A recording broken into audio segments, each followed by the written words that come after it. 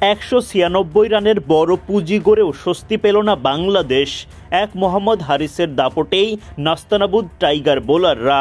মেহেদী হাসান মিরাজ, তানজিম সাকিবরা উইকেটের দেখা পেলেও সেটা যথেষ্ট ছিল না।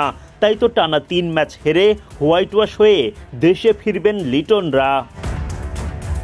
হোয়াইট ওয়াশ এড়ানোর লক্ষ্য নিয়ে রবিবার সিরিজের তৃতীয় ও শেষ টি-20তে পাকিস্তানের বিপক্ষে মাঠে নামে বাংলাদেশ।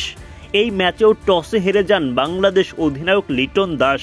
যদিও টস জিতে পাকিস্তান বাংলাদেশকে আগে ব্যাটিংয়ে পাঠায়। টাইগারদের হয়ে ইনিংস শুরু করতে নামেন তানজিদ তামিম ও পারভেজ ইমন। তামিম ইমনের দায়িত্বশীল ব্যাটিংয়ে ভালো শুরু পায় বাংলাদেশ। সাইম আইয়ুবের করা 3 নম্বর ওভারে জোড়া ছক্কা ও 1-4-এ 19 রান তোলেন ইমন। দ্রুতই 50 রানের ওপেনিং জুটি পান তারা।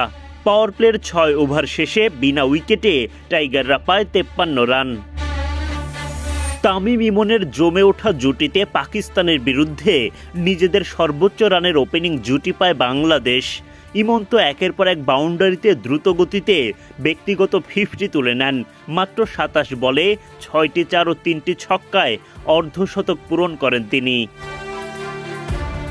টাইগার ওপেনিং জুটিতে বেশ চাপেই পড়ে যান পাকিস্তানের বোলাররা। ইমনের সাথে সাথে আগ্রাসী হয়ে ওঠেন তামিমও। তার হাঁকানো ছক্কায় গ্যালারিতে থাকা এক পাকিস্তানি ভক্ত এক হাতে ক্যাচ নিয়ে আনন্দে আত্মহারা। প্রথম 10 ওভারে তামিম ইমন তোলেন 99 রান। 11তম ওভারের প্রথম বলেই ছক্কা হাঁকিয়ে দলীয় শতক পার করেন ইমন। তামিম ইমনের রেকর্ড গড়া ওপেনিং জুটি ভাঙেন ফাহিম আশরাফ। আবরার আহমেদের হাতে ক্যাচ দিয়ে বিদায় নেন তামিম। 32 বলে 3টি 4 ও 3টি ছক্কায় 42 রান করেন তিনি। 110 রানে গিয়ে প্রথম উইকেট হারায় বাংলাদেশ। পাকিস্তানের বিপক্ষে নিজেদের সর্বোচ্চ এবং সব ধরনের টি-20তে নিজেদের দ্বিতীয় সর্বোচ্চ রানের জুটি ভেঙে যায় তাতে।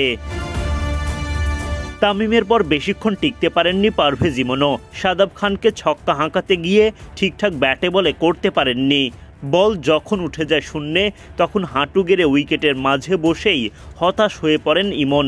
ফেরার পথেও চোখে মুখে হতাশা। ডাগ আউটে গিয়ে তো মেজাজ হারিয়ে ফেলেন। 34 বলে 7টি 4 ও 4টি ছক্কায় 66 রানের ঝলমলে ইনিংস খেলেন এই ওপেনার। ওপেনারদের ভালো শুরুর পর অধিনায়ক লিটন দাস তেমন সুবিধা করতে পারেননি। 18 বল খেলে মাত্র 22 রান করেন তিনি। 4 বলে 8 রান করে উইকেট হারান শামীম পাটোয়ারি।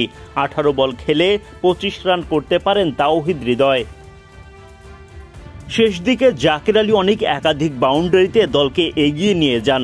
পাকিস্তানের বিপক্ষে টি-20তে নিজেদের ইতিহাসের সর্বোচ্চ রান তোলে বাংলাদেশ। বাংলাদেশের দেয়া 197 রানের লক্ষ্যে ব্যাট করতে নেমে ইনিংসের প্রথম ওভারেই উইকেট হারায় পাকিস্তান।